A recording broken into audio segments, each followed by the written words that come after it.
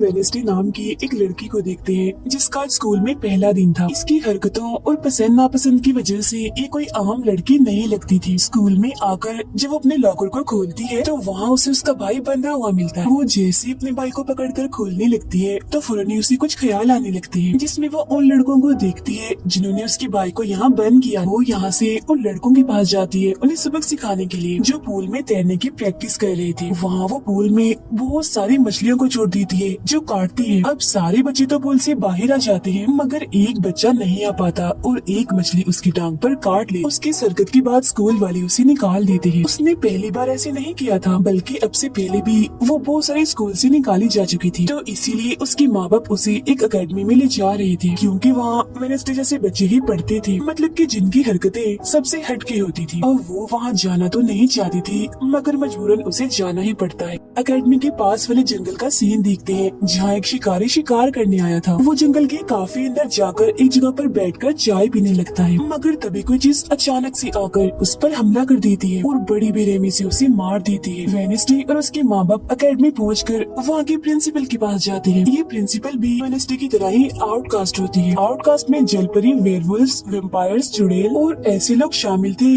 जिनमें जादुई ताकतें पाई जाती है। और इस तरह के ही सारे बच्चे इस अकेडमी में पढ़ते हैं। वेनेसडे के साथ जिसने कमरे में रहना था, यानी उसकी रूम में, उसने कमरे को काफी रंगीन बनाया हुआ था। इसीलिए सब कुछ वेनेसडे को पसंद नहीं आता, क्योंकि उसे तो बस काला रंग ही पसंद था। यहाँ का सारा माहौल देखकर वो मुंह बना लेती है। तब उसकी रूममेट उससे पूछती है, तुम ठीक हो ना, क्या हुआ तुम्हें? जिस पर उसके डैड जवाब देते हैं, मेरी बेटी बड़ी अजीब है, काफी बोर है और बस इसी तुम जिंदा लाश समझो। अपने डैड की ये बातें सुनकर वेनेसडे उन्हें घूरने लगती है। अब उसकी रूममेट उसे पूरी अकेडमी घुमा रही थी। तभी एक लड़का वहाँ आकर वेनेसडे से उसकी फेसबुक आईडी मांगता है, जिस पर वो कहती है, मैं कोई भी सोशल मीडिया इस्तेमाल नहीं करती, क्योंकि सोशल मीडिया हड्डियों को सड़ा देने वाली सिर्फ एक बीमारी है और कुछ भी नहीं। जाने से पहले वेनेसडे की मॉम उसे कहती है, अब तुम यहाँ से कभी भाग नहीं पाओ। जिस पर वो कहती है, देख लीजिएगा, मैं आपसे वादा करती हूँ कि जल्दी मैं यहाँ से भाग जाऊंगी। वहाँ से जाते वक्त उसकी डैड वहाँ एक हाथ छोड़ देते हैं ताकि वो वेनेसडे पर नजर रख सके। उधर जंगल में जब पुलिस छानबीन करने आती है तो उन्हें उस शिकारी की लाश के टुकड़े अलग अलग जगहों पर पड़े मिलते हैं। ऐसा हादसा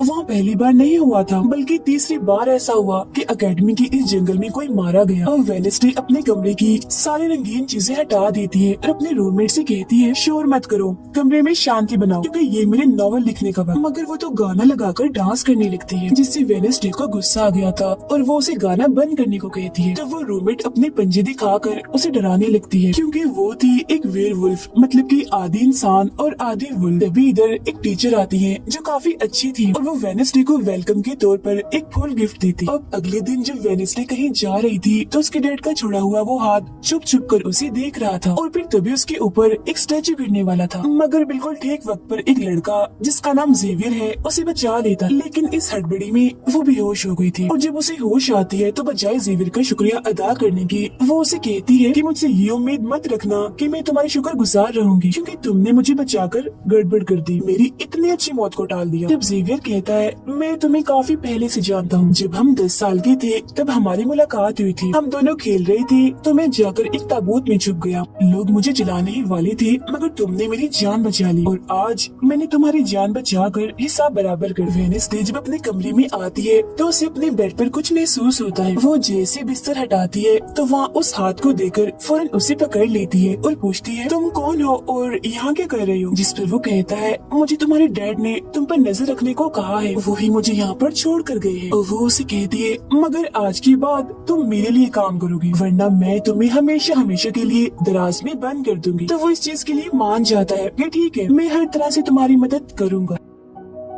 अगले दिन प्रिंसिपल वेनेसडे को एक दिमागी डॉक्टर के पास ले जाती है, क्योंकि उन्हें भी ऐसा महसूस हुआ था कि वेनेसडे का दिमागी तवाज़ुन कुछ ठीक नहीं है। मगर वो वहाँ कोई बहाना बनाकर हाथ की मदद से खिड़की खोलती है और वहाँ से भाग जाती। भागते हुए वो एक आदमी से टकरा जाती है, जिससे फौरन उसे ख्याल आता है, जिसमें वो देखती है कि इस आदमी का अभी एक्सीडेंट होने वाला है, जिसमें वो मर गया है बड़ी बेरहमी से। मगर वो इस बारे में उस आदमी को कुछ नहीं बताती, क्योंकि उसे खून खराबा बहुत पसंद। वो एक होटल में जाती है जहाँ उसकी मुलाकात एक वेटर से होती है। वो काफी परेशान दिख रहा था क्योंकि उसकी कॉफी मशीन खराब हो गई। वेनेसडे उसे कहती है, मैं तुम्हारी कॉफी मशीन ठीक कर सकती हूँ, लेकिन इसके बदले तुम्हें मुझे स्टेशन पर छोड़ना होगा, जिसके लिए वो मान भी जाता है और वेनेसडे उसकी मशीन ठीक कर देती है। जिस पर वो कहता है, बस थोड़ा सा इंतजार करो, मेरी शिफ्ट खत्म होने वाली है, फिर हम चलते। और वेनेसडे जब वहाँ बैठी इंतजार कर रही थी कि तभी कोई शरारती लड़की आकर उसे परेशान करने लगती है, जिससे उसे गुस्सा आ गया था और वो उन लड़कों को अकेले ही काफी मारती है और अच्छा सबक सिखाती है। अब इतनी ही देर में उस वेटर के डैड जो एक पुलिस ऑफिसर थे वहाँ आ जाते हैं। तोड़फोड़ देखकर जब वो अपने बेटे से इस बारे में पूछते हैं तो वो कहता है, कुछ नहीं, बस वो लड़के कस्टमर्स को परेशान कर रहे थे तो इसने उन्हें अच्छा सबक सिखा दिया। तभी यहाँ अकेडमी की प्रिंसिपल भी आ जाती है, उनसे सॉरी बोलकर वेनेसडे को यहाँ से ले जाती है। रास्ते में वो उस पर काफी गुस्सा करती है कि आखिर तुमने कैसे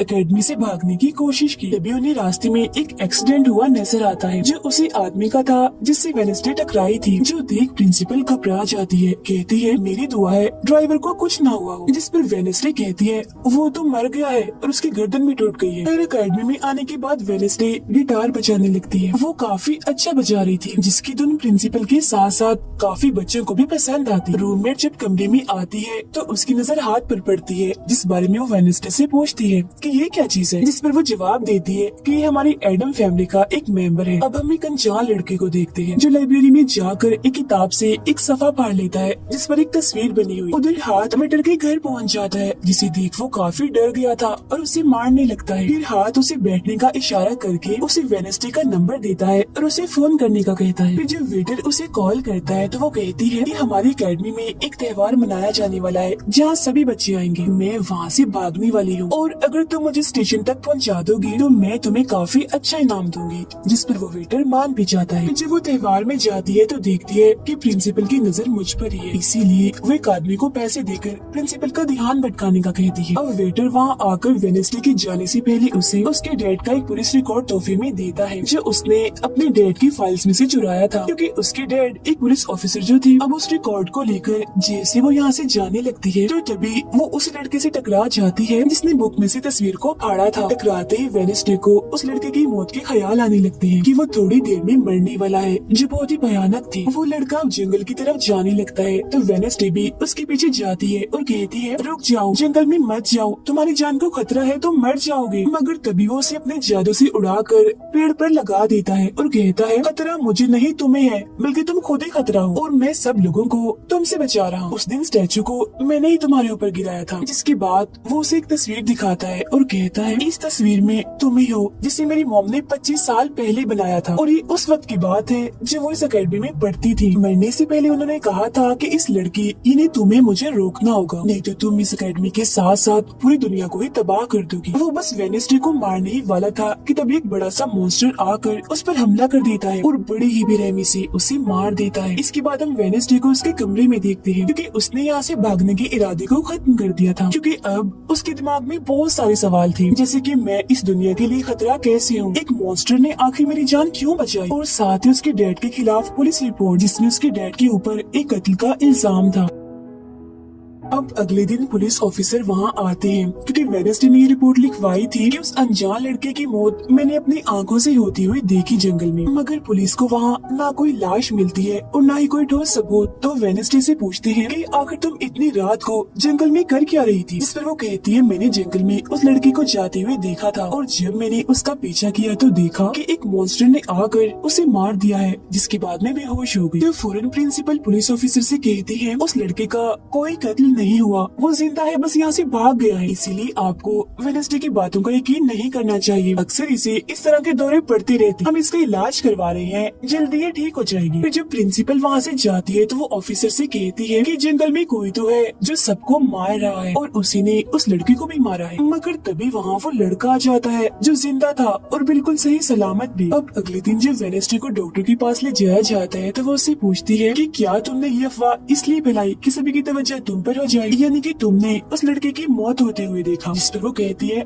मैं जानती हूँ मैंने क्या देखा है, ओके मुझे तुम्हें बताने की कोई जरूरत नहीं है। अगले दिन उसे पता चलता है कि उसी लड़के को बगैर किसी वजह से एकेडमी से निकाला जा रहा है, इसीलिए वो अपने साथी और साथ को उस लड़के के पीछे लगा देती है। अब प्रिंसिपल के कहने पर वेडनेसडे एक एक्टिविटी में हिस्सा लेती है, जिस मकसद के लिए वो क्लब ज्वाइन करती है, जहाँ उसके साथ सिर्फ एक ही लड़का था जिसके साथ उसकी दोस्ती हो जाती है। जब हाथ उस लड़के के पीछे जाता है तो देखता है कि वो अपना रूप बदल रहा है, जहाँ पहले वो एक बुरा इंसान और फिर एकेडमी के प्रिंसिपल का रूप ले लेता है, जिसके बाद हाथ आकर ये सारी बात वेडनेसडे को बता देता है। अब जब क्लास शुरू जेवियर उसे कहता है कि मेरी साथ वाली सीट खाली है तो तुम यहाँ बैठ जाओ, तो वो उसके साथ आकर बैठ जाती है। जेवियर यहाँ मकड़ी की तस्वीर बना रहा था और फिर अपने जादू से वो उसे जिंदा भी कर देता है, मगर एक ही झटके में वेडनेसडे उसे मार देती है और उसकी राख उड़ा देती है। अब एक लड़की जो काफी बदतमीज थी और विलन भी थी, उसकी और वेडनेसडे के बीच काफी बहस हो जाती है, क्योंकि दोनों ही एक दूसरे से काफी चिढ़ती थी, एक दूसरे को जरा भी पसंद नहीं करती थी। और इसके बाद वेडनेसडे अपनी जगह अपनी रूममेट को उस क्लब में भेज देती है, जहाँ वो एक्टिविटी की प्रैक्टिस कर रही थी, और खुद वो अकेली ही चली जाती है एकेडमी के उस जंगल में मॉन्स्टर को ढूंढने के लिए। वेडनेसडे को वहाँ उस अनजान लड़की का टूटा हुआ चश्मा भी मिलता है, वही अनजान लड़का जिसे मॉन्स्टर को मारता हुआ इसने देखा था। और अब जैसे ही वो इस चश्मे को छूती है तो लाइब्रेरी में उसे वहाँ एक किताब भी दिखती है, तो वो उस किताब को खोजने लाइब्रेरी में चली जाती है, मगर उसे वहाँ उस तरह की कोई भी किताब नहीं मिलती। जिसके बाद वो चुपके से जेवियर के कमरे में चली जाती है, क्योंकि वो लड़का और जेवियर एक ही कमरे में रहती थी। वेडनेसडे और हाथ यहाँ पर उस किताब को ढूंढ रही थी, मगर तभी यहाँ जेवियर आ जाता है, जिस वजह से वो बेड के नीचे छुप जाती है। तभी जेवियर के पास वो विलन लड़की भी आती है और उसे कहती है तुम मुझसे क्यों नाराज हो, अच्छा गुस्सा छोड़ो सुलह कर लो, जिस पर वो मना कर देता है। अब उसके इनकार पर विलन लड़की को लगने लगता है कि ये सब वो वेडनेसडे की वजह से कर रहा है, इसीलिए वो कहती है कि कल मैं वेडनेसडे समेत तुम्हारे सभी साथियों की कश्तियों की धज्जियां उड़ाने वाली हूँ। बेड के नीचे छुपे वेडनेसडे और हाथ भी उसकी ये बात सुन लेती। कमरे में वापस आने के बाद वेडनेसडे अपने रूममेट से कहती है कि कल जो कश्तियों की रेस होने वाली है मैं भी उसमें हिस्सा लूं, और कुछ भी हो जाए उस घमंडी लड़की यानी विलन को मैं हरा कर ही रहूंगी। अब अगले दिन जब रेस शुरू होती है तो बताया जाता है कि इस मुकाबले का कोई भी असूल कानून नहीं है, जो भी टीम सबसे पहले गुफा में जाकर झंडे को लाएगी वही टीम जीत जाएगी। जिसके फौरन बाद गेम शुरू हो जाती है और विलन भी अपनी चालें चलना शुरू कर देती। वो अपनी एक जलपरी साथी की मदद से एक टीम की कश्ती को तोड़वा देती है, जिससे वो पूरी टीम पानी में गिर जाती है। मगर फिर जब वो जलपरी वेडनेसडे की कश्ती की तरफ आ रही थी तो हाथ उससे पहले ही जाल फेंककर उसे जाल में फंसा लेता है। अब किनारे तक सिर्फ 3 ही टीम्स पहुंच पाती हैं, और जब सारे लोग झंडा लेने अंदर जाते हैं तो रूममेट अपने पंजों से जोकर टीम की कश्ती में छेद कर देती है। फिर सभी के साथ वेडनेसडे जब झंडा लेकर आ रही थी तो उसे एक ख्याल आता, जिसमें वो अपनी जैसी एक लड़की को देखती है जिसके हाथ में किताब थी। होश में आने पर झंडा लेकर वो वापिस से कश्ती में चले जाती है। जोकर की कश्ती तो छेद होने की वजह से वहीं पर ही डूब जाती है, जबकि जलपरी दोबारा से वेडनेसडे की कश्ती पर हमला करने लगती है, मगर हाथ पानी में जाकर जलपरी को जोर से मुक्का मार। अब वेडनेसडे अपनी कश्ती से बहुत सारे तीर निकाल कर विलन की कश्ती में छेद कर देती है, जिससे उसकी कश्ती डूब जाती है और वेडनेसडे की टीम इस रेस को जीत जाती है। अब ये 4 साल में पहली बार हुआ था जब उस विलन को किसी ने हराया था, इसलिए आज वो गुस्से में आग बबूला हुई। रात के वक्त वेडनेसडे एक स्टैचू के पास जाती है जिसके हाथ में किताब थी। किताब पर लिखी एक पहेली को जैसे ही वो सुलझाती है तो वहाँ एक रास्ता खुल जाता है। जैसे ही उसके अंदर जाती है तो देखती है कि यहाँ उसके मॉम डैड के अलावा और भी बहुत सारे लोगों की तस्वीरें लगी हुई है। उसे वहाँ वो किताब भी मिल जाती है जिसकी वो तलाश कर रही थी, मगर जैसे ही वो उस किताब को वहाँ से लेकर जा रही थी कि तभी अचानक से कोई आकर उस पर हमला कर देता है, जिससे वो बेहोश हो जाती है। अब उसे जैसे ही होश आती है तो देखती है कि उसे कुछ लोगों ने बंदी बनाया हुआ है, जिन्होंने मास्क भी लगाए हुए थे, मगर उनकी आवाज सुनते ही वेडनेसडे उन्हें पहचान लेती है और कहती है कि मैंने तुम्हें पहचान लिया है, तुम अपने अपने मास्क हटा सकते हो। असल में ये लोग और कोई नहीं बल्कि विलन और उसके साथी थे। इसी दौरान वो अपनी रस्सी भी खोल चुकी थी और वहाँ से जाने लगती है, मगर जाते जाते वो कहती है तुम सब छोटे बच्चे हो, अगवा करना भी तुम्हें ठीक से नहीं आता। वापिस आने के बाद वो उस तस्वीर को किताब पर लगाकर मुकम्मल करती है जिसे उस लड़की ने किताब से फाड़ लिया था और वो उसे पढ़ने लगती। अब अगले दिन प्रिंसिपल सभी बच्चों को एक प्रोजेक्ट देती है जिसमें उन्हें शहर की सारी दुकानों पर जाकर काम करना था। शहर पहुंचने के बाद वेडनेसडे जेवियर को वो किताब दिखाकर पूछती है कि क्या तुम इस किताब को पहचानते हो, जिस पर वो कहता है हाँ। इस किताब को लेकर मेरे और उस लड़की के बीच में लड़ाई भी हुई थी जिसके बारे में तुमने कहा था कि मॉन्स्टर ने उस पर हमला कर दिया था। ये किताब एक जादूगर की है और 30 सालों से भी ज्यादा पुरानी है, तो तुम इसके साथ क्या कर रही हो। ये सुन वो उससे पूछती है तुम उस जादूगर के बारे में और क्या जानते हो। वो कहता है कुछ खास नहीं, अगर तुम उस जादूगर के बारे में जानना चाहती हो तो तुम्हें उसके घर जाना होगा जो काफी पुराना एक खास घर है। अकेडमी के सारे बच्चे भी अलग अलग दुकानों में जाकर काम करने लगते हैं। वेडनेसडे एक वेट्रेस बनी थी मगर उसका नखरा गुस्सा देखकर कोई भी उसे खाने की चीज नहीं लेता। वेडनेसडे का दोस्त पेस्ट्री खा रहा था कि तभी शरारती बच्चे आकर उसे परेशान करने लगते हैं और बस फिर होना क्या था, वेडनेसडे वहाँ आती है और उन्हें खूब मारती है। इसके बाद वो अपने उस दोस्त को लेकर जादूगर के घर जाती है ताकि वो सारी सच्चाई जान सके कि आखिर बात क्या है और उस किताब के बारे में भी। उसे वहाँ जादूगर की बहुत सारी चीजें और एक पेंटिंग भी दिखाई देती है। पेंटिंग में वो उसी लड़की को किताब पकड़े हुए देखती है जो उसे गुफा के पास भी दिखी थी। उसके ख्याल में जब उनकी रेस में वेडनेसडे झंडा लेने गई, फिर उसे वहाँ इस पेंटिंग वाली लड़की की किताब भी मिल जाती है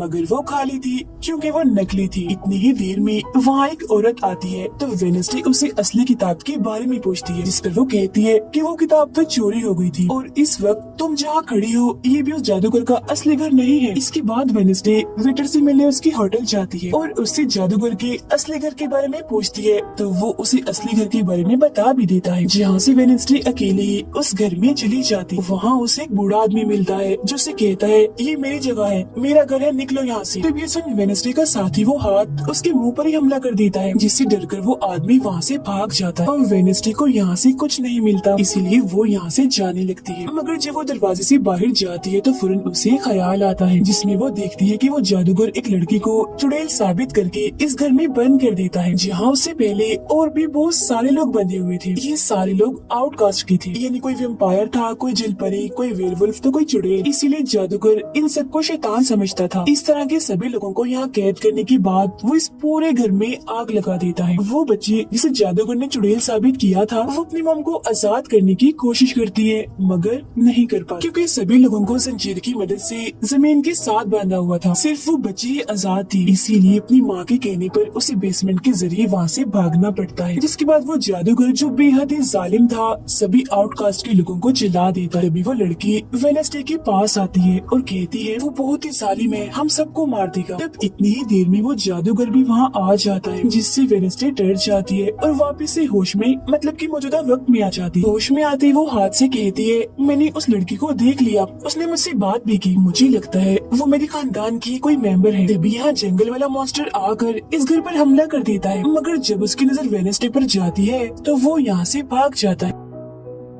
वेडनेसडे और हाथ उसका पीछा करती है मगर देखते हैं कि मॉन्स्टर के कदमों के निशान तो इंसानी पैरों के निशान में बदल गए। अगले दिन उस जादूगर की मूर्ति को इज्जत के तौर पर इस जगह पर लगाया जाने वाला था क्योंकि शहर के लोग तो उसे अपना हीरो ही मानते थे और आज वेडनेसडे को वहाँ गिटार बजाने के लिए बुलाया गया था। लेकिन वो लोग जैसे मूर्ति लगाकर अपना काम करने लगते हैं तो तभी वो हाथ ले फेंक कर मूर्ति को आग लगा देता है क्योंकि वेडनेसडे के कहने पर उसने पहले ही मूर्ति पर पेट्रोल डाल दिया था। आग देखकर सारे लोग वहाँ से भाग जाते हैं मगर वेडनेसडे अभी भी वहाँ बैठी गिटार बजा रही होती है। साथ ही वो मूर्ति को जलता हुआ देखकर खुश भी हो रही थी। अब प्रिंसिपल को वेडनेसडे पर ही शक था मगर उसके खिलाफ प्रिंसिपल के पास कोई सबूत नहीं था। अब जादूगर के जिस पुराने घर में वेडनेसडे गई थी जहाँ वो बूढ़ा आदमी था वो अभी भी वही रुका हुआ था मगर तभी वो मॉन्स्टर वहाँ आता है और उस बूढ़े आदमी पर हमला कर देता है। लेकिन मरते मरते वो बूढ़ा आदमी मॉन्स्टर की 2-3 तस्वीरें अपने कैमरा में बना ही लेता है। पुलिस को जब ये खबर मिलती है तो फौरन छानबीन करने पहुँच जाती है जहाँ उन्हें बूढ़े आदमी के कैमरा से मॉन्स्टर की तस्वीर भी मिल जाती है। अगले दिन हाथ मुर्दाघर जाकर वहाँ लगी कैमरा पर कोई चीज लगा देता है ताकि जो वो करे उसे कोई ना देख सके। फिर वो दरवाजा खोलता है तो वेडनेसडे अंदर आती है। वो यहाँ दरअसल उस बूढ़े आदमी के जख्मों को देखने आई थी जिसे उस मॉन्स्टर ने मारा था। वो बूढ़े आदमी की लाश को देखकर सारा डेटा अपने पास रिकॉर्ड कर लेती है जबकि हाथ उसकी एक फाइल बनाने में लग जाता है। अभी वहाँ डॉक्टर और पुलिस ऑफिसर भी आ जाते हैं। तब छुपने के लिए वेडनेसडे एक बॉक्स में सो जाती है। जब डॉक्टर उस बॉक्स को खुला हुआ देखते हैं तो फौरन उसे चेक करते हैं, मगर जब वेडनेसडे को उसमें पड़ा हुआ देखते हैं तो उन्हें लगता है कि ये भी एक लाश है, इसीलिए वो उस बॉक्स को बंद करके वहाँ से चले जाते हैं। मगर फिर जब हाथ उसे वहाँ से लेने आता है तो वो कहती है, अच्छा तंग मत करो प्लीज, थोड़ी देर और सुने तो बड़ा मजा आ रहा है। फिर इसके बाद वो अपनी छानबीन से ये पता लगवा लेती है कि वो मॉन्स्टर असल में जिस्म के हिस्सों को इकट्ठा कर रहा है। फिर अगले दिन जब वो अकेडमी जाती है तो उसे जेवियर की गर्दन पर किसी के पंजों के निशान दिखते हैं। अब हम जेवियर को एक केबिन से बाहर आता हुआ देखते हैं और क्योंकि वेडनेसडे को उसके जख्मों पर पहले से ही शक था तो वो भी उसका पीछा करते करते वहाँ आ गई थी। उसे वहाँ पर बहुत सारे मॉन्स्टर की ड्राइंग्स और तस्वीरें दिखती है। एक तो तस्वीर को लेकर जैसे वो वहाँ से जाने लगती है तो तभी जेवियर उसे देख लेता है और जाने से रोक देता है, मगर वेडनेसडे उसका ध्यान भटकाने के लिए उसे बस एक ही बात कह देती है कि क्या तुम आज रात होने वाली डांस पार्टी में मेरे साथ चलोगे। जिसके बाद वो जेवियर की बनाई मॉन्स्टर की ड्राइंग्स ले जाकर पुलिस ऑफिसर को दे देती है, जिस पर वो कहते हैं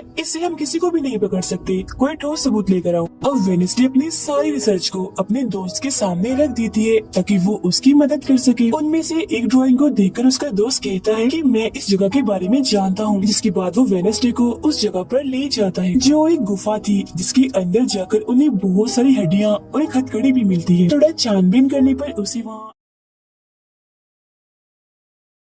उसे वहाँ एक नोकदार बड़ा सा नाखून भी मिलता है, जिसे वो अपने पास रख लेती है। जिसके बाद वो जेवियर के पेंटिंग वाले केबिन में जाती है और डस्टबिन से एक कपड़ा जिस पर खून लगा हुआ था उसे निकालकर अपने पास रख लेती है। फिर जैसे वो वहाँ से जाने लगती है तो तभी वहाँ जेवियर आ जाता है और उसे पूछता है, तुम यहाँ मेरे केबिन में क्या कर रही हो। उसके बाहर डालकर वो उसे पूछती है, ये जो चोट तुम्हारी गर्दन पर है ये तुम्हें कैसे लगी। तब वो बताता है कि पिछले कुछ दिनों से ये मॉन्स्टर मेरे सपनों में आ रहा है, इसीलिए मैं इसकी ड्राइंग्स बनाता हूँ। मगर एक दिन मैंने अपने जादू पर से कंट्रोल खो दिया और ड्राइंग के अंदर से मॉन्स्टर की पंजे ने निकलकर मुझे नोच लिया। लेकिन अब क्योंकि वेडनेसडे उस पर शक कर रही थी इसीलिए वो उस पर काफी गुस्सा करता है और फौरन उसे यहाँ से जाने का कहता है। अब वेडनेसडे वो खून लगा कपड़ा और नाखून जाकर पुलिस ऑफिसर को दे देती है और कहती है, ये लो ठोस सबूत और बेशक डीएनए टेस्ट करवा लो, मेरे ख्याल से इतना सबूत काफी होगा, है ना। वो अपने दोस्त के पास जाती है और कहती है कि डांस पार्टी में जाने के लिए हमारे साथ कोई नहीं है, तो हम ऐसा करते हैं डांस पार्टी में नहीं जाते बल्कि गुफा में जाकर मॉन्स्टर को ढूंढते। जिसके बाद रात को वेडनेसडे अपने दोस्त के साथ जंगल में जाने की तैयारी कर रही थी, मगर तभी उसके दरवाजे पर वेटर तैयार होकर आता है क्योंकि हाथ ने उसे वेडनेसडे की तरफ से डांस पार्टी में चलने की दावत भेजी थी। अब क्योंकि वेटर काफी खुश था तो वेडनेसडे उसका दिल तोड़ना नहीं चाहती थी, इसीलिए वो अपने गुफा में जाने वाले प्लान को खत्म करके वेटर के साथ पार्टी में जाने का फैसला करती है। जब वेडनेसडे वहाँ से जाने लगती है तो उसका दोस्त वहाँ आता है तो वो उसे कहती है, आई एम सॉरी मैं पार्टी में जा रही हूँ, हम ऐसा करते हैं कल गुफा में जाएंगे। लेकिन उसका दोस्त बगैर बताए अकेला ही उस गुफा में चला जाता है। उधर पार्टी में सारे लोग आकर काफी एंजॉय कर रहे थे। सब लोग अपने अपने साथी को लेकर पार्टी में आए हुए थे, जहाँ जेवियर अपने साथ उस विलन लड़की को लाया था। लेकिन जब वेडनेसडे वेटर के साथ वहाँ आती है तो उन दोनों को साथ देकर जेवियर जलने लगता है। जब सब लोग डांस कर रहे थे तो वेडनेसडे की डांस करने की स्टाइल से सारे लोग काफी हैरान रह जाते हैं क्योंकि वो काफी अजीब तरह से ही डांस कर रही थी। उधर जंगल में वेडनेसडे का दोस्त भी पहुँच गया था और छुपकर मॉन्स्टर की आने का इंतजार कर रहा था, मगर तभी वहाँ कोई आता है और उस गुफा में धमाका करके भाग जाता है। जेवियर लगातार उन दोनों को देखकर जल रहा था, इसीलिए वो विलन लड़की से कहता है कि तुम अपना लॉकेट उतारो और अपने जेल परी से मेरे लिए मदद मांगो ताकि मैं वेडनेसडे को भूल जाऊँ। जो सुन विलन लड़की भड़क जाती है और उसे कहती है कि तुम तो पहले ये कहते फिर रहे थे कि मैंने अपने जेल परी से तुम्हें अपने काबू में किया है और अब तुम्हें किसी को बुलाने के लिए मेरी ही मदद चाहिए। तभी बाहर शरारती लड़कों का ग्रुप टैंकर लेकर आता है और डांसिंग क्लब के पंप में वो बड़ा सा पाइप लगा देते हैं और फिर तभी अचानक उस पार्टी में खून की बारिश होने लगती है क्योंकि जो टैंकर वो शरारती लड़के लाए थे जिसका पाइप उन्होंने लगाया था उसमें दरअसल खून था। ये देख सारे लोग घबरा जाते हैं और पार्टी से भागने लगते हैं, मगर वेडनेसडे वहीं खड़ी रहती है क्योंकि उसे तो अब और मजा आ रहा था क्योंकि वो बारिश खून की नहीं बल्कि कलर की थी जिसमें वो काफी एंजॉय कर रही थी। तभी वेडनेसडे को ख्याल आता है जिसमें वो देखती है कि उसका दोस्त अकेला ही जंगल में चला गया है जहाँ वो मुसीबत में में है, उसकी जान खतरे में है, इसीलिए वो जंगल की तरफ उसे बचाने के लिए भाग जाती है। उसके दोस्त के पीछे दरअसल वो मॉन्स्टर पड़ गया था, जिससे बचकर वो भाग रहा था। वो मॉन्स्टर एक बार उस पर हमला करता ही है कि तभी वेडनेसडे उसे ढूंढते हुए वहाँ आ जाती है। तब मॉन्स्टर उसे देखकर वहाँ से भाग जाता है। वो अपने दोस्त को बेहोश पड़ा हुआ देखकर काफी घबरा जाती है। इतनी ही देर में उसकी टीचर भी उसका पीछे करते करते वहाँ आ गई थी, जिसके बाद उसकी दोस्त को हॉस्पिटल ले जाया जाता है और वेडनेसडे खुद वापस अपनी अकेडमी में आ जाती है, जहाँ वो अपने डैड पर लगे इल्जाम को सुलझाने की कोशिश कर रही थी कि आखिर सच क्या। अकेडमी में सारे माँ बाप अपने बच्चों से मिलने आते हैं क्योंकि आज मीटिंग थी। प्रिंसिपल सबको बताती है कि वेडनेसडे के दोस्त की हालत में सुधार हो रहा है, कुछ दिन के बाद ठीक होकर वो वापस आ जाएगा। मगर दूर खड़ी वेडनेसडे अपने रूममेट को बताती है कि ये झूठ है, वो तो कोमा में है बेचारा। तभी यहाँ दोनों के माँ बाप आ जाते हैं और ये उनसे मिलने चली जाती है। वेडनेसडे अपने मॉम डैड को बताती है कि जब से आपने मुझे यहाँ छोड़ा है मेरे ऊपर बहुत सारे हमले हुए हैं। अब इन सभी को अपनी अपनी फैमिली से मिलता हुआ दूर खड़े जेवियर और विलन लड़की देख रहे हैं, क्योंकि उनके मॉम डैड आज भी नहीं आए। अब विलन लड़की सुधर गई होती है, साथ ही उसकी जेवियर के साथ दोस्ती भी हो गई थी, तो अब से हम उसे जेवियर के दोस्त कहें। तब इतनी ही देर में उसकी मॉम भी इधर आ जाती है, जिसे देखकर वो काफी हैरान थी। वेडनेसडे के माँ बाप प्रिंसिपल से मिलते हैं तो वो कहते हैं कि वेडनेसडे काफी अजीब तरह से सबसे पेश आती है, इसे डॉक्टर के पास ले जाएं इलाज करवाने के लिए। अब इससे पहले वहाँ उसके माँ बाप कुछ कहते फौरन वो बोल पड़ती है कि रुकिए जरा डैड, मैं आपसे कुछ पूछना चाहती हूँ। ये देखिए एक लड़का जिसका नाम गैरेट है, इसके कत्ल का इल्जाम आपके सर पर क्यों है और ये कौन था? तो वेडनेसडे की मॉम उसे कुछ भी बताने से इनकार कर देती है। तो वो अपनी मॉम को ये कहकर यहाँ से चली जाती है कि मत बताइए, बाकी सबूत मैं खुद ढूंढ लूँ। वो सीधा जाती है हॉस्पिटल अपने दोस्त से मिलने, जहाँ उसका ख्याल वेडनेसडे का साथी हाथ रख रहा था। अब पता चलता है कि डॉक्टर ने अपनी जान ले ली है और ये डॉक्टर वही था जिसके मुर्दा खाने से वेडनेसडे बूढ़े आदमी की लाश को देखने आई। मरने से पहले डॉक्टर ने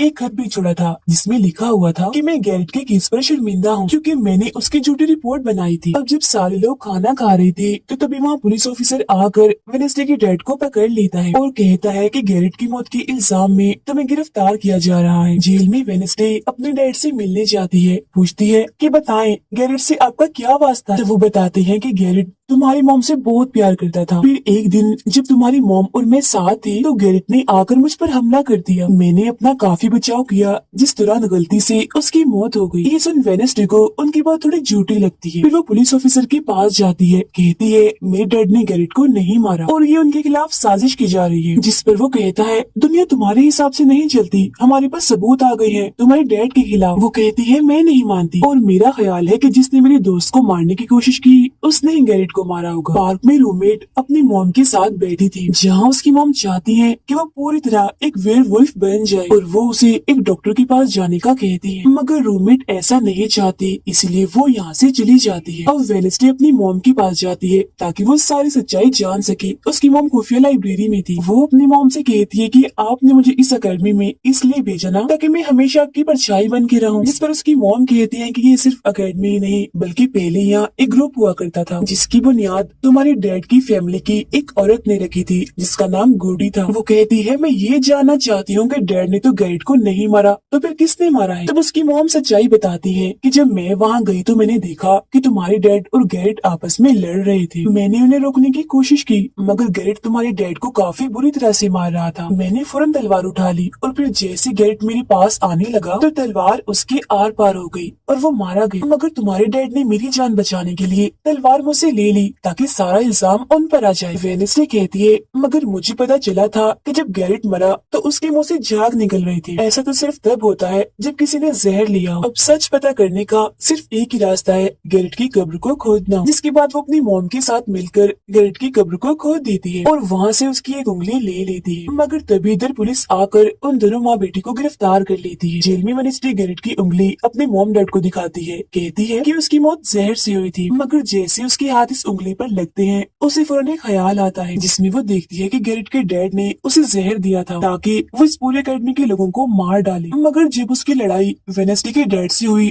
तो जहर की बोतल टूट गई जिससे सारा जहर गैरेट के अंदर चला गया, जिसका मतलब साफ था कि उसने वेडनेसडे के डैड को ही नहीं बल्कि पूरी अकेडमी को ही खत्म करने आया था। जेल से रिहा होने के बाद वेडनेसडे और उसकी मॉम मेयर के पास जाती है, कहती है आपने गैरेट की मौत के सच को छुपाया, उसकी मौत जहर से हुई थी न कि तलवार से, और ये बात साबित भी हो गई है। जो सुन मेयर सब कुछ सच बता देता है, जिसके बाद वेडनेसडे के डैड को भी रिहा कर दिया जाता है। अब वेडनेसडे अपनी मॉम को बताती है कि मुझे बहुत ख्याल आते हैं, जिस पर उसकी मॉम कहती है कि ये खासियत हमारे खानदान में है, ख्याल सबको आते हैं। अगर ख्याल हमारे कंट्रोल में ना रहे तो ये हमें पागल बना सकते हैं, इसीलिए हमारे खानदान के पुराने लोग आकर हमें आसान रास्ता बताते हैं और ट्रेनिंग देते हैं। तो वेडनेसडे फौरन बोलती है, जैसे गुडी एडम्स जिसके बारे में आपने बताया था कि वो मेरे डैड के खानदान की है, जिस पर उसकी मॉम कहती है कि मुझे नहीं पता, बहरहाल तुम होशियार रहना, क्योंकि गुडी एडम्स बदला चाहती थी, जिसके चक्कर में वो खुद भी नहीं बच पाई। फिर सबके माँ बाप अपने अपने बच्चों से मिलकर जा रहे थे। रूममेट अपनी मॉम को कहती है, आप फिक्र मत करना, जब मुझे वेयरवुल्फ बनना होगा मैं बन जाऊंगी। जाने से पहले वेडनेसडे की मॉम उसे वही किताब देती है जो अक्सर प्रिंसिपल के पास हुआ करती थी। वो किताब लेकर वेडनेसडे प्रिंसिपल के पास जाती है, कहती है कि उस अनजान लड़की को आपने मारा था, मैंने देखा था, जिसके बारे में मैंने कहा था कि उसे मॉन्स्टर ने मारा है, क्योंकि वो आप ही हो जो खुद को बदल बदल कर लोगों को मार रही हो। मैं ये बात अब पुलिस को बता दूंगी। जिस पर प्रिंसिपल कहती है, नहीं, उसे मैंने नहीं मारा, बल्कि वो तो अपनी ताकतों पर से कंट्रोल खो बैठा था और उस दिन उसने तुम्हें मारने की भी कोशिश की थी। इनकी बातों के दौरान इन्हें बाहर से शोर सुनाई देता है। ये चेक करने जब वहाँ जाती है तो पता चलता है कि बाहर ग्राउंड में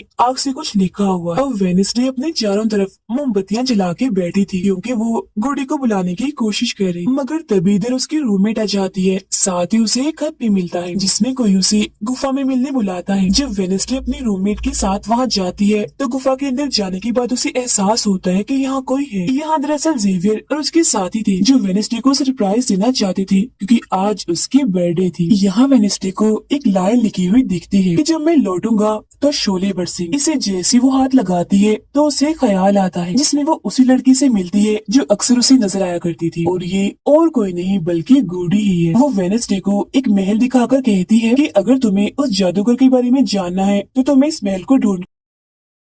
जब वो ग्राउंड में खड़ी उस लाइन को देख रही थी जहाँ आग से कुछ लिखा था, तो तभी उसके पास जेवियर आता है, जिससे वो बात नहीं करती क्योंकि नाराज थी। उसे लग रहा था कि हो ना हो जेवियर ही वो मॉन्स्टर है। फिर वो अपने दोस्त के पास हॉस्पिटल जाती है जो अभी भी बेड पर था और उसकी हालत भी खराब थी, इसीलिए वो उसे कोई बात नहीं कर पाती। और वेडनेसडे अपने दोस्त वेटर से मिलने जाती है और उसे उस महल जो गुडी ने दिखाया था उसकी तस्वीर दिखाकर पूछती है कि क्या तुम इस जगह के बारे में जानते हो, जिस पर वो मना कर देता। अब यहाँ तो उसका काम नहीं हुआ, इसीलिए वो तस्वीर को लेकर जेवियर के पास जाती है और उससे भी वही सवाल करती है कि क्या तुम इस जगह के बारे में जानते हो। मगर तभी उसकी नजर इसी महल की पेंटिंग पर जाती है जो जेवियर ने पहले से ही बनाई हुई थी, जिस पर वो बताता है कि ये जगह रात को मेरे सपने में आई थी तो मैंने इसे बना दिया। अच्छी बात ये थी कि जेवियर इस जगह के बारे में जानता भी था। तब उससे महल का पता लेकर वेडनेसडे वहाँ पहुँच जाती है जहाँ मेयर पहले से ही मौजूद था, और क्योंकि वो जान गया था कि असली कातिल कौन है तो वेडनेसडे उसकी गाड़ी में ही छुप जाती है। मगर जैसे मेयर की गाड़ी शहर में पहुंचती है तो कोई उनकी गाड़ी को ठोक देता है, जिससे मेयर का एक्सीडेंट हो गया था। वो काफी जख्मी हो जाते हैं, उनकी हालत मरने वाली हो गई। फिर अब रात के वक्त वेडनेसडे वेटर और अपने रूममेट के साथ उसी महल में आती है। यहाँ उसे ऐसा महसूस होता है जैसे कोई इधर रह रहा है, क्योंकि मोमबत्तियां गर्म थी और ये कमरा बिल्कुल साफ था। इतनी ही देर में वो मॉन्स्टर भी यहाँ आ जाता है, जिससे बचने के लिए ये लोग छुप जाते हैं। ये लोग देखते हैं कि जिन जिन लोगों पर मॉन्स्टर ने हमला किया था उनके जिस्म के कटे हुए हिस्से यहाँ पर पड़े हुए हैं। और वेडनेसडे अपने दोस्तों को मॉन्स्टर से बचाना चाहती थी, इसीलिए वो उन्हें यहाँ से ले जाती है। ये वेटर के घर जाते हैं जहाँ जैसे उसकी डैड आती है तो वेडनेसडे उन्हें कहती है कि मैं आपको कुछ दिखाना चाहती हूँ, क्योंकि वो पुलिस ऑफिसर जो थे वो जब उन्हें महल में ले जाती है तो वहाँ पर कुछ भी नहीं था। मतलब जिस्म के कटे हुए हिस्से जो पहले यहाँ पर रखे हुए थे वो वहाँ पर नहीं पड़े थे, जिससे पुलिस ऑफिसर को गुस्सा आ जाता है और वो कहते हैं कि आज के बाद तुम मेरे बेटे से नहीं मिलोगी। अब जब वेडनेसडे अकेडमी आती है तो वहाँ उसे प्रिंसिपल मिलती है जो कहती है कि तुम्हें मैंने कहीं भी जाने से मना किया था, मगर तुमने मेरी बात ना मानकर अच्छा नहीं किया। जिस पर वो जवाब देती है, मैं सच का पता लगवाने गई थी, इसलिए मैं माफी नहीं मांगूंगी, मैंने कुछ गलत नहीं किया है। जिसके बाद वो प्रिंसिपल को एक पेंटिंग भी दिखाती है जिसमें वो जादूगर था और वेडनेसडे खुद थी। बताती है कि इसीलिए वो अनजान लड़का मुझे मारना चाहता था, क्योंकि उसे लग रहा था कि अकेडमी के लिए मैं खतरा हूँ, मगर खतरा दुश्मन कातिल तो कोई और ही है, जबकि मैं तो इस अकेडमी और सबको बचाना चाह रही हूँ, तो मुझे एक मौका मिलना चाहिए। प्रिंसिपल कहती है नहीं,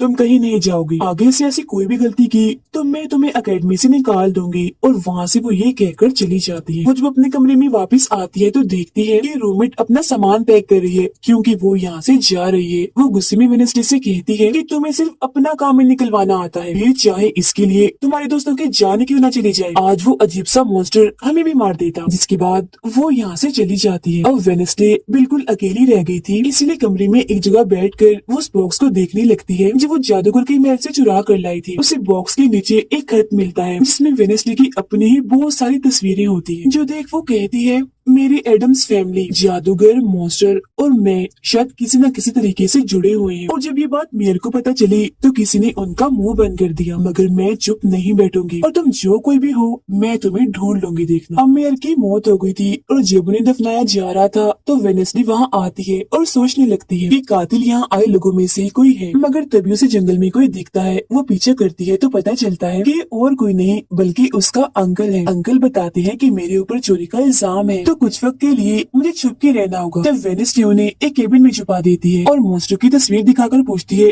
कि आप इसके बारे में कुछ जानते हैं। जिस पर वो कहते हैं मैं ज्यादा कुछ तो नहीं जानता, अगर तुम्हें इसके बारे में जानना है तो तुम्हें खुफिया लाइब्रेरी में जाना होगा। वहाँ एक तिजोरी में डायरी है जिसमें इस मॉन्स्टर के बारे में सब लिखा है। आधी रात को वेडनेसडे उस लाइब्रेरी में जाती है जहाँ जेवियर पहले से ही मौजूद था। तब ये उसे कहती है जहाँ जहाँ मॉन्स्टर से हमला हुआ है वहाँ तुम पाए गए हो तो हो ना हो मॉन्स्टर तुम ही हो। मगर वो उसकी बात को अनसुनी करके यहाँ से चला जाता है। तभी इधर उसके अंकल आते हैं। ये मिलकर डायरी को ढूंढ लेते हैं जिसमें इस मॉन्स्टर के बारे में सब कुछ लिखा था कि ये मॉन्स्टर किसी के कंट्रोल में भी आ सकता है और फिर बस ये अपने मालिक के कहने पर ही काम करता है। रात के वक्त वो अपने साथी हाथ को कहती है कि मैं वेटर से मिलने जा रही हूँ, तब तक तो मेरी डायरी का ख्याल रखना। ये जब वेटर के साथ गुफा के अंदर जाती है तो देखती है कि यहाँ उसने गुफा को सजाया हुआ है क्योंकि वो उसे शादी के लिए पूछने वाला था। वापिस आकर वेडनेसडे देखती है कि उसके कमरे का सारा सामान इधर उधर बिखरा पड़ा है और उसकी डायरी कोई चुरा कर यहाँ से ले गया है। फिर जैसे वो अपने साथी हाथ को देखती है तो घबरा जाती है क्योंकि उसकी हथेली में किसी ने चाकू आर पार कर दिया था और अब उसमें जान नहीं थी, वो मर गया था। फिर वो हाथ को लेकर जल्दी से अपने अंकल के पास आती है और दुखी होती हुई कहती है प्लीज अंकल कैसे भी करके हाथ को जिंदा कर दीजिए। तब अंकल बार बार बिजली के झटके उसे देते हैं जिससे वो जिंदा हो जाता है। वो उसे पूछती है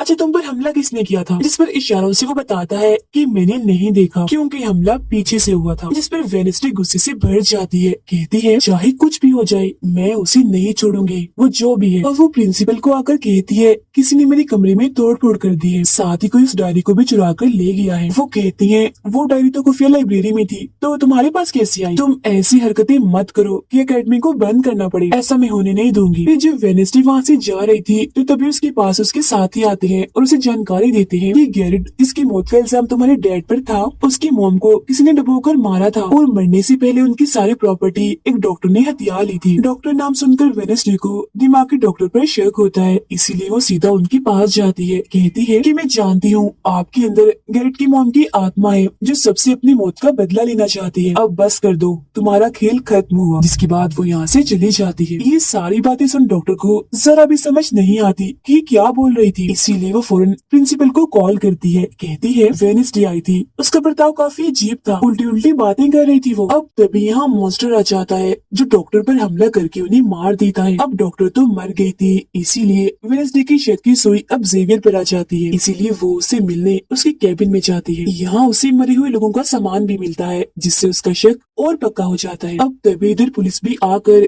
जेवियर को पकड़ लेती है क्योंकि पुलिस को यहाँ पर वेडनेसडे ने ही बुलाया था। अब जब वेडनेसडे कमरे में आती है तो उसकी रूममेट वापिस आ गई थी। कहती है तुम्हारा और मेरा कोई ताल्लुक है, मैं तुम्हारे साथ रहना चाहती हूँ, मैंने तुम्हें और हाथ को बहुत याद किया। फिर इसके बाद वेडनेसडे वेटर के पास जाती है जहाँ उसे फिर से कुछ ख्याल आने लगते हैं जिनमें वो देखती है कि मॉन्स्टर और कोई नहीं बल्कि वेटर ही है जिसे वो पसंद करती है। मगर फिलहाल वो उसे कुछ नहीं कहती, उसे एक जगह पर लाती है और फिर कहती है कि जेवियर को तो फंसाया जा रहा है जबकि असली मॉन्स्टर तो तुम ही हो। मगर वो इसके लिए बार बार मना करता है। तभी यहाँ वेडनेसडे के सारे दोस्त भी आ जाते हैं और वेटर को पकड़कर कुर्सी से बांध देते हैं। अब वेडनेसडे उस पर जुल्म करना चाहती है मगर उसके दोस्त ऐसा करना नहीं चाहते, इसीलिए वो यहाँ से चले जाते हैं। फिर जैसे ही वो वेटर को मारने के लिए आगे बढ़ती है कि तभी वेटर के डैड पुलिस ऑफिसर यहाँ आ जाते हैं और वेडनेसडे को गिरफ्तार कर लेते हैं। हालांकि वो उन्हें कहती भी है कि असली कातिल आपका बेटा है वही मॉन्स्टर है ये, मगर वो उसकी एक नहीं सुनते। फिर जब वो यहाँ से जा रही थी तो वेटर उसके पास आता है, कहता है कैसा लगा हारना, अभी तो और भी बहुत कुछ होना बाकी है बच्चों। जिसके बाद प्रिंसिपल भी वेडनेसडे को कह देती है कि तुमने सारी हदें पार कर दी, इसीलिए तुम्हें अकेडमी से निकाला जा रहा है। लेकिन अभी भी वो बार बार एक ही बात कह रही थी कि वेटर ही असली मॉन्स्टर है, मगर फिर भी वो उसकी एक नहीं सुनती और जाने का कहती है। तब आखिरी बार वेडनेसडे जेवियर से मिलने जाती है जो जेल में बंद था और उससे नाराज भी था क्योंकि वेडनेसडे ने ही उसे पुलिस के हवाले किया था। हालांकि वो उसे बताती भी है कि मॉन्स्टर वेटर है और उसने मेरे जरिए तुम्हें फंसाया है। वो उसकी एक नहीं सुनता, कह देता है इस सारी मुसीबत की जड़ तुम हो, अगर तुम ये अकेडमी छोड़ के चली जाओगी तो कुछ भी गलत नहीं होगा। ये बात सुनने के बाद वो एक सेकंड भी नहीं रुकती और यहाँ से चली जाती है। वो अपने कमरे में आकर अपना सारा सामान पैक करती है, जिसके बाद वो सभी से आखिरी मुलाकात करती है। सबसे आखिर में वो अपने दोस्त से मिलने हॉस्पिटल में जाती है, कहती है मैं तो जा रही हूँ, तुम अपना ख्याल रखना और हाँ बाहर मत निकलना, बाहर मॉन्स्टर हो सकता है। और उस दिन गुफा में धमाका करने वाला और कोई नहीं बल्कि प्रिंसिपल ही थी। जिस पर वो कहता है नहीं, धमाका करने वाले के जूते लाल थे, जबकि प्रिंसिपल कभी भी लाल जूते नहीं पहनती। ये बात सुनकर वेडनेसडे को पता चल जाता है कि असली कातिल कौन है। वो अपनी उसी टीचर के पास जाती है जिसे सब पसंद करती थी और कहती है बाकी लोग तो बिला वजह मारे गए हैं, जबकि असली कातिल तो तुम ही हो। तुमने ही वेटर को अपने कंट्रोल में करके उसे मॉन्स्टर बनाया और धीरे धीरे उसे अपना गुलाम बना लिया, अपने इशारों पर नचाकर लोगों को उसके जरिए मरवाया। तभी यहाँ वेटर भी आ जाता है, जिसे वो टीचर कहती है जल्दी करो, वेडनेसडे को मार दो। लेकिन दरअसल ये वेटर नहीं थी बल्कि प्रिंसिपल थी जो रूप बदल कर यहाँ पर आई थी। और अब टीचर प्रिंसिपल के गले में जहर का इंजेक्शन घुसा देती है, जिससे प्रिंसिपल बेचारी मारी जाती है। फिर वो वेडनेसडे को भी बांध कर जादूगर की गुफा में ले आती है। गुफा में आकर वेडनेसडे को पता चल जाता है कि जिन मरे हुए लोगों के जिस्म के हिस्सों को इकट्ठा किया गया था वो दरअसल जादूगर को दोबारा से जिंदा करने के लिए किए गए थे। तभी यहाँ टीचर जो असली विलन थी वेडनेसडे को बताती है कि जब गुडी ने जादूगर को मारा था तो गुडी ने अपने खून से जादूगर की कब्र पर एक ताला लगा दिया था और अब जादूगर को जिंदा करने के लिए हमें गुडी की फैमिली मतलब एडम्स फैमिली की ही किसी इंसान का खून चाहिए, साथ ही पूरे चांद की रात भी हो। और अब हमें ये सुनहरी मौका मिल गया है जादूगर को जिंदा करने का, क्योंकि एडम्स फैमिली से तुम हो और आज पूरे चांद की रात भी है, हम तुम्हारा खून लेंगे। जिसके बाद टीचर वेडनेसडे के हाथ पर कट लगा देती है जिससे उसका खून निकलने लगता है। फिर वो उसके खून से जादूगर की कब्र का ताला खोल देती है और फिर अगले ही पल जादूगर भी जिंदा होकर अपनी कब्र से बाहर आ जाता है। बाहर आते ही वो वेडनेसडे को चाकू मार देता है जिससे वो जख्मी हो जाती है। इसके बाद वो अकेडमी को खत्म करने के लिए चला जाता है। अब तभी यहाँ गुडी एडम्स आती है और वेडनेसडे को बिल्कुल ठीक कर देती है, मतलब कि उसके जख्म, और कहती है मैंने तुम्हें ठीक तो कर दिया है मगर अब की बाद मैं तुम्हें नजर नहीं आऊंगी। जंगल के रास्ते से जब वेडनेसडे जा रही थी तो तभी उसके सामने वेटर आ जाता है। उसे टीचर कंट्रोल कर रही थी इसीलिए वो मॉन्स्टर बनकर उस पर हमला कर देता है। वो बस उसे मारने ही वाला था कि तभी यहाँ एक वेयरवुल्फ आ जाती है जो और कोई नहीं बल्कि रूममेट थी जो आज पहली बार वेयरवुल्फ बनी थी, वो भी सिर्फ वेडनेसडे को बचाने के लिए। यहाँ वेयरवुल्फ और मॉन्स्टर के बीच काफी खतरनाक लड़ाई होती है जिसमें वेयरवुल्फ मॉन्स्टर पर भारी पड़ रही थी और उसे काफी मारती है, अच्छा मजा चखाती है। इसके बाद वेडनेसडे जादूगर से लड़ने उसे रोकने के लिए अकेडमी में आ जाती है जहाँ वेडनेसडे को बचाने के लिए जेवियर पहुँच जाता है। अब जैसे जादूगर जेवियर को मारने वाला था तो तभी सामने वेडनेसडे आ गई थी और वो बेचारी खुद जख्मी हो जाती है, मगर फिर भी वो जेवियर को कहती है कि तुम यहाँ से जाओ और बाकी अकेडमी वालों को बाहर निकालो क्योंकि ये हम जैसे आउटकास्ट के लोगों को नहीं छोड़ेगा। जिसके बाद वो फिर से खड़ी हो जाती है, उसके हाथ में तलवार भी थी जिसकी मदद से वो जादूगर से लड़ती है, मगर जादूगर काफी ताकतवर था इसीलिए वो उसके सामने नहीं टिक पाती। वो बस उसे मारने ही वाला था कि तभी इधर जेवियर की दोस्त आकर जादूगर का ध्यान भटका देती है, जिस दौरान मौका देकर वेडनेसडे उठती है और तलवार के एक टुकड़े को जादूगर के दिल के आर पार कर देती है क्योंकि ऐसा उसे गुडी एडम्स ने करने को कहा था। जहाँ जादूगर एक बार फिर से मर जाता है और उसका जिस्म जलने लगता है और राख बनकर उठ जाता है। जादूगर के मरते ही यहाँ वो टीचर आ जाती है जिसके हाथ में गन थी जिसे वो वेडनेसडे पर टान देती है क्योंकि वो उसे मारना चाहती है, मगर तभी यहाँ वेडनेसडे का दोस्त भी आ गया था जिसके पास बहुत सारी मधुमक्खियाँ थी। वो उन सभी मधुमक्खियों को